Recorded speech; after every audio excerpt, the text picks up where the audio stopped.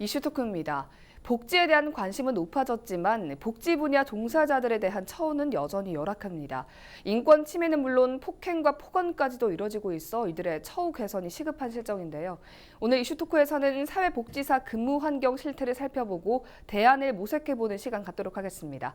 신라대학교 사회복지학과 최선경 교수, 동래구 노인복지관 박재용 과장과 함께합니다. 안녕하십니까? 안녕하십니까? 반갑습니다. 오늘 이제 사회복지사에 대해서 저희가 이야기를 좀 나누게 됐습니다. 사실 우리 사회의 소외된 이웃들을 위해서 많이 봉사해 주시는 분들을 저희가 이제 사회복지사다 이렇게 생각을 하는데요. 구체적으로 어떤 일들을 좀 하고 있습니까? 예, 사회복지사가 하는 일은 사회에 문제가 있는 곳은 사회복지가 있고 거기서 일하는 사람들이 바로 사회복지사입니다. 과거에는 빈곤이나 저소득층을 대상으로 사회복지사들이 많이 일을 했다면 이제 그 외에 지역사회 다양한 문제에 사회복지사들이 개입이 되어 있습니다. 그래서 사회복지사가 무엇을 하느냐고 이렇게 질문에는 너무나도 포괄적이어서 사실 일하는 장소에 따라서 구분하는 것이 조금 더 자세한 설명이 될 수 있겠습니다. 네. 우선 크게 분류를 해보면 이용기관, 생활시설, 그리고 사회복지 전담 공무원과 같은 지역에서 일하는 그 장소로 나눠볼 수 있는데요. 이용기관은 복지관, 상담기관, 분야별 센터, 예를 들면 청소년 지원센터나 건강가정지원센터, 다문화센터 등, 그리고 상담기관으로 위기관리를 하는 기관들, 그리고 데이케어 병원과 같은 주로 정신보건과 관련하는 일의 영역도 있습니다. 네. 그리고 생활시설은 말 그대로 거주를 바탕으로 하고 있기 때문에 주로 장애인과 노인 대상의 생활시설이 많이 있고요. 그래서 방금 전 말씀드린 이용시설과는 조금 더 다른 체제를 가지고 있습니다. 마지막으로 사회복지 전담 공무원은 다 각 동마다 설치되어 있지요. 네. 거기서 대부분의 행정적인 업무들을 수행을 하고 있습니다. 지금 말씀드린 것처럼 크게 말씀드렸는데 사실은 그 안에 세부적으로 들어가면 더 많은 일들이 있고요. 네. 그래서 한마디로 얘기를 한다면은 어려움에 처한 개인이나 가족이나 집단을 상대로 사회적 기능이 완화될 수 있도록 잘 수행할 수 있도록 돕는 역할을 한다고 볼 수 있습니다. 여러 장소에 사회복지사들이 다 널리 포진되어 있기 때문에 한마디로 하는 일을 한 가지로 정의하기는 어렵지만 공통점은 사람을 상대한다는 것이고 또 휴먼 서비스 전문직으로서 업무상의 스트레스나 어려움은 비슷한 그 맥락에서 이해를 해볼 수 있겠습니다. 네, 일단 사람을 상대로 하는 일이고 그리고 또 소외된 이웃이나 좀 저희가 생각하는 좀 소외된 계층들을 대상으로 하는 일이기 때문에 좀 사명감을 많이 갖고 일하실 것 같다라는 생각이 들어요. 근로 환경이 좀 어떤 편인가요? 아무래도 이제 낮은 임금, 그다음에 연장 근로, 그다음에 불안정한 고용 형태가 키워드입니다. 네. 좋은 일을 하는 사람이라는 인식은 이제 많이 있는데 정작 헌신이나 봉사의 관점으로 보는 경우가 많아서 희생 정신을 강요받거나 낮은 임금에도 사회복지를 실천하고 있습니다. 사회복지사의 근무 환경을 근로기준법에 준해서 한번 살펴보면 열악한 경우가 정말 많이 있는데 주 40시간을 기준으로 보건복지부에서 매년 인건비 가이드라인을 공고하고 그다음에 사회복지 운영비의 책임을 지자체가 지고 있기 때문에 부산시에서도 사회복지사의 지원을 위한 그런 가이드라인을 준용해서 지원을 하고 있는데 사회복지사의 평균 연봉은 전체 근로자의 평균 연봉의 87% 수준에 그치고 있습니다. 사회복지사의 연장 근로도 월 평균 43시간 정도로 거의 일상인데 보건복지부와 한국보건사회연구원의 조사에 의하면 이렇게 연장 근로를 하는 근로자의 66.4% 정도는 연장 근로에 대한 정당한 수당을 받고 있지 못합니다. 네. 사회복지사의 근로 강도나 사회적 가치에 비하면 많이 낮은 임금이고 그다음에 특히 상시 근로자가 4인 이하인 지역아동센터 같은 경우에는 아무래도 근무 환경이 더 열악합니다. 그리고 더불어서 많은 사회복지 기관들이 지자체로부터 위탁해서 운영하고 있습니다. 그러다 보니까 3년에 한 번씩 이루어지는 보건복지부 평가에서 좋은 결과를 얻어야 위탁 기관이 종료된 이후에도 위탁갱신을 할 수 있는 거거든요. 네, 그런 측면은 사회복지 기관에서 일하는 사회복지사의 고용과 또 직결되는 부분이기 때문에 아무래도 이제 불안정한 고용 구조가 이런 열악한 근무 환경의 일면이기도 합니다. 예, 뭐 열악한 근무 환경과 좀 비교적 낮은 임금을 말씀을 해주셨는데 이런 환경에서 일을 이제 하는 것도 모자라서 이용자들로부터 뭐 폭행이나 성추행을 당하는 일도 있다라는 게 이게 어떻게 된 일인가요? 아마도 모든 휴먼 서비스직이 고민하는 사항이 아닐까 싶습니다. 네. 그 앞서 사회복지사가 일하는 영역이 장소가 다양하다고 했는데 사실 이런 신변의 문제라든가 인권의 문제는 일하는 장소에 따라 격차가 큰 것도 사실입니다. 네. 생활시설이나 위기관리 상담센터에서 일하는 그리고 쉼터에서 일하는 사회복지사가 더 많은 위기에 노출되어 있는 것이 사실입니다. 네. 보건복지부가 2018년 7월에서 10월 동안 207개소의 사회복지 생활시설과 민간사회복지 시설 종사자, 전담 공무원, 특정 영역의 사회복지사를 대상으로 2018년 사회복지사 통합 연계를 조사해서 발표를 했는데요. 네. 거기서 그 통합 연계에서는 17가지의 폭력을 유형화를 했습니다. 그래서 조사를 했는데 신체적 위협, 언어, 정서, 성적, 경제적, 의료적, 정보적 위협으로 나누어서 폭력을 어떻게 경험하고 있는지 두 가지에서 4가지의 사항을 체크하는 것으로 조사를 했습니다. 네. 신체적 위험의 경우에는 전체 표본의 20.7%에 해당하는 628명의 사회복지사들이 아주 경미한 수준의 위험을 경험한 것으로 나타났고 네. 1%에 해당하는 31명이 치명적 수준, 신체적 폭력을 경험한다고 했습니다. 네. 그리고 예를 들면은 치명적 수준의 예는 만약에 정부의 지원금이 끊기면 참지 못해서 뭐 칼을 들고 나타난다든가 아니면 뭐 지속적인 협박을 한다든가 이런 사례들이 되겠죠. 예. 경미한 사례의 위험은 뭐 밀치기라든가 멱살 잡기, 붙잡기, 뭐 뺨 때리기, 뭐 깨물기 이런 수준 상당히 마음이 상하는 네. 그런 폭력이죠. 그리고 언어 폭력도 심각한 수준이었습니다. 40.1%에 해당하는 1,231명이 욕설을 비롯해서 인격적인 모욕 발언을 들었다 이렇게 응답을 했습니다. 네. 그래서 그 대부분의 조사에서 뭐 인권 보호를 위한 개선 과제들이 계속 보고서들이 나타나고 있는데 이러한 수준에서 결과들이 비슷비슷하게 나타나고 있는 걸 보아서 이 인권의 부분에 있어서 상당히 위험에 노출되어 있다고 볼 수가 있겠습니다. 네, 뭐 현장에서 겪는 위험이 굉장히 심각한데요. 뭐 사회복지사들이 이런 폭언이나 뭐 폭력을 당하게 되면 보통 어떻게 처리를 합니까? 네, 감정노동을 합니다. 개인적으로 참거나 동료에게 이야기를 하는 거죠. 사실 그 사회복지 현장에 있는 사회복지사들이 폭력이나 폭언이나 이런 것뿐만 아니라 성희롱, 추행의 그 상황에 노출되어 있는데 대응은 많이 미흡한 편입니다. 2018년 그 사회복지사 통계연감에 따르면 폭력 경험이 있다고 응답한 사회복지사 중에서 사회복지기관이나 아니면 법적 대응을 통해서 문제 해결을 요청하겠다라고 응답한 비율은 3.6%에 불과했습니다. 네. 15.6%는 개인적으로 참고 넘긴다고 답했고 51.7%는 주변 동료에게 푸념하겠다 이렇게 이제 답을 했습니다. 확실한 대응 매뉴얼이 없고 고충처리위원회가 있는데 이것도 뭐 법인이 맡아 하는 경우도 있거니와 시설 안에 고충처리위원회가 설치되어 있다 하더라도 고충처리 담당자가 관리자인 경우에는 실효성이 떨어진다고 봅니다. 네. 형식적인 것이죠. 네. 그래서 지자체에서도 사회복지 종사자의 안전을 위해서 뭐 장치나 시설들을 지원해야 하는 그런 부분들을 노력해야 하는데 네. 지금 현재 상황에서는 마련되어야 한다. 노력해야 한다라는 권고 수준의 어떤 형식이라서 약간 선언적 의미밖에 되지 않습니다. 네. 네, 그나마 예산 범위에서 지원하는 그 지자체가 있긴 한데요.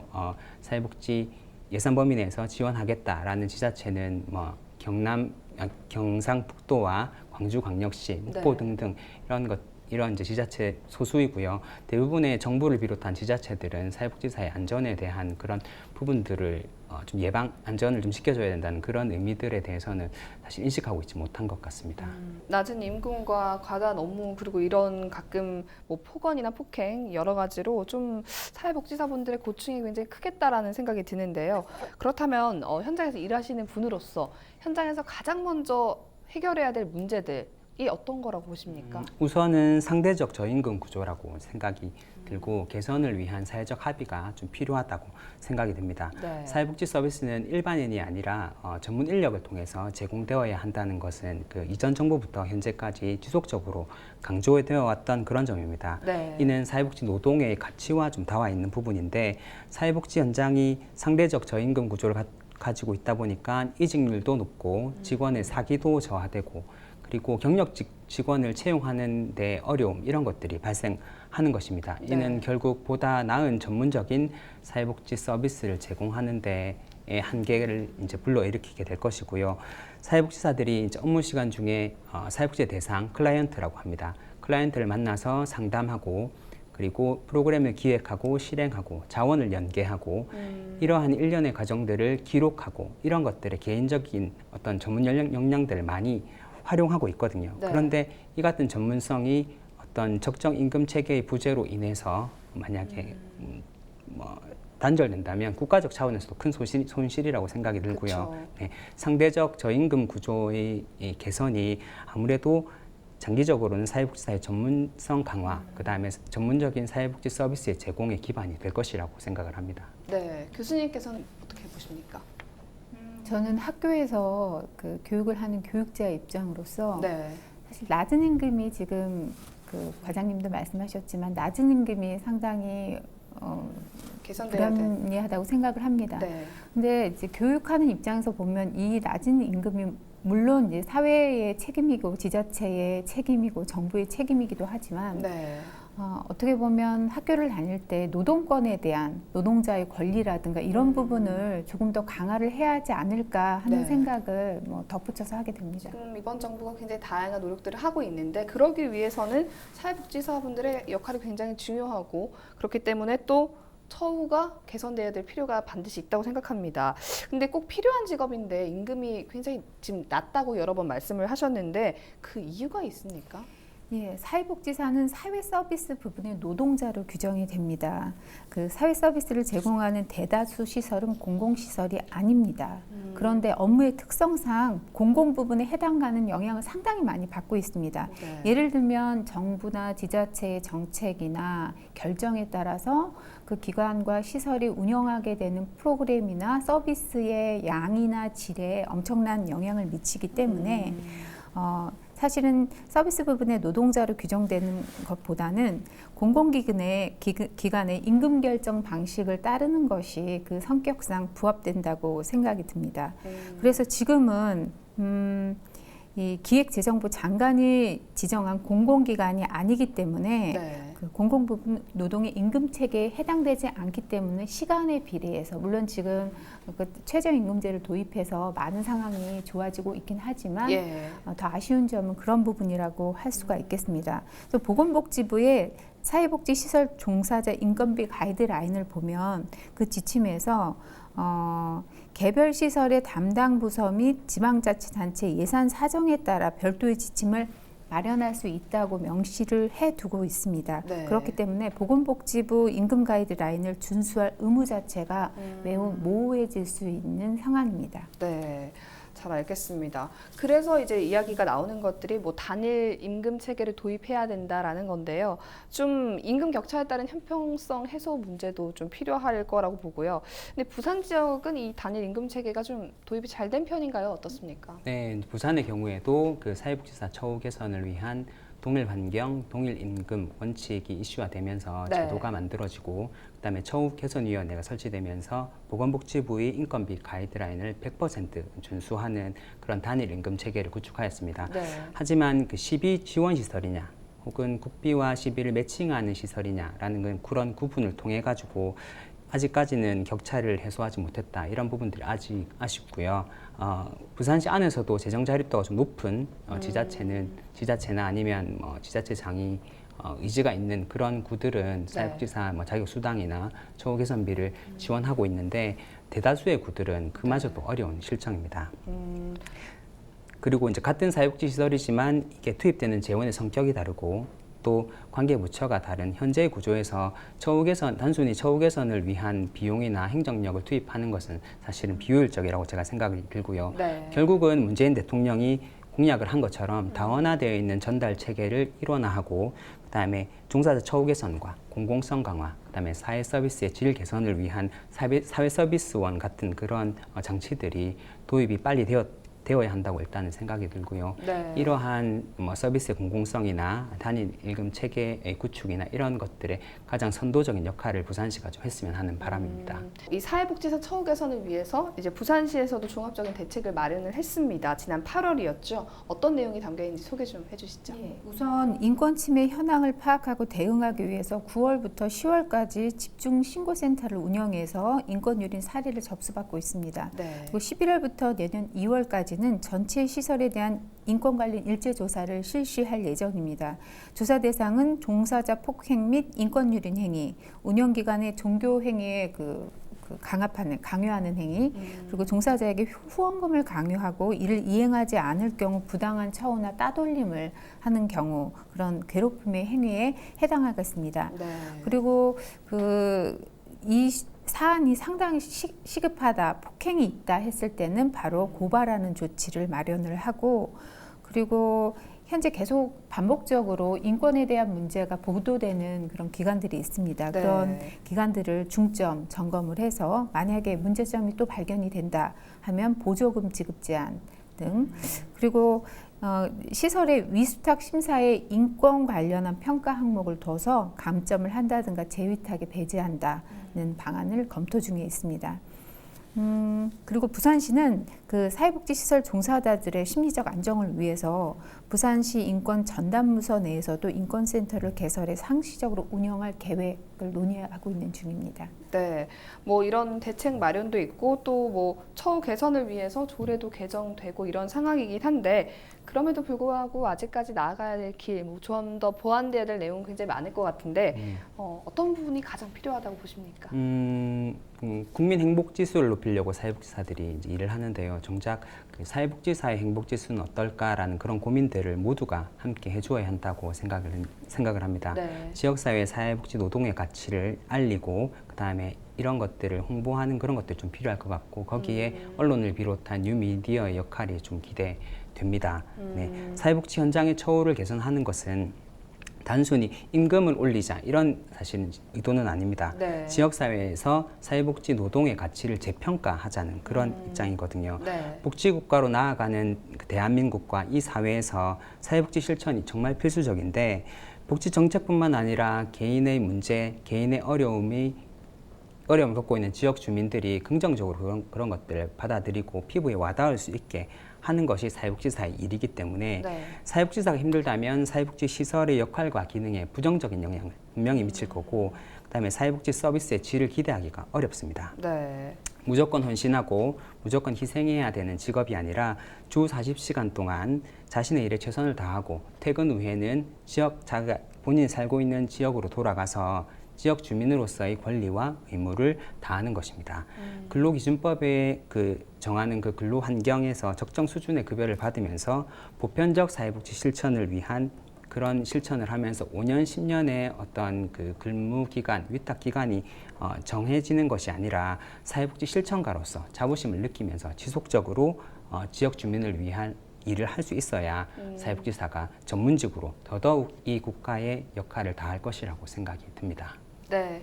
교수님께서는 어떻게 필요하겠다고 보십니까? 예, 조례 제정 상당히 중요합니다. 그래서 조례 제정도 중요하지만 조례를 지키는 것, 만약에 지키지 않으면 페널티를 어떻게 가할 수 있는가의 방법이 그런 규정이 더 중요하지 않나 싶습니다. 네. 그리고 사회복지사는 사실 인권 문제를 다루는 사람들입니다. 그런데 본인들의 인권 문제에 이렇게 어려움을 겪는다면 지금 방금 말씀하신 것처럼 서비스의 질에 영향을 미치지 않을까 생각이 듭니다. 네. 그리고 더 중요한 것은 그 처우 개선을 얘기할 때 물론 이 역사가 상당히 오래됐습니다. 처우 개선의 뭐 1인 운동부터 시작해서 지금 10년이 넘게 이 처우 개선의 얘기가 나왔는데 지금 이렇게 조례 제정 등의 활발한 움직임들이 지금에서야 있는데 네. 이러한 사회적인 분위기, 사회복지사들이 하는 일에 대한 너무 편협된 시각을 갖고 있지 않은 좋은 일을 하는 사람들 도와주는 사람들 그뿐만 아니라 물론 그렇죠. 하지만 전문직으로서 그 사회에서 많은 부분 인정을 해야 한다고 생각을 합니다. 네, 말씀 고맙습니다. 우리 사회가 복지사회로 나아가기 위해서는 정말 이 사회복지사분들의 처우 개선이 시급해 보이는데요. 좀 더 지금보다 나아지기를 기대해 보면서 오늘 이슈토크 마치겠습니다. 두 분 함께 해주셔서 고맙습니다. 수고하셨습니다.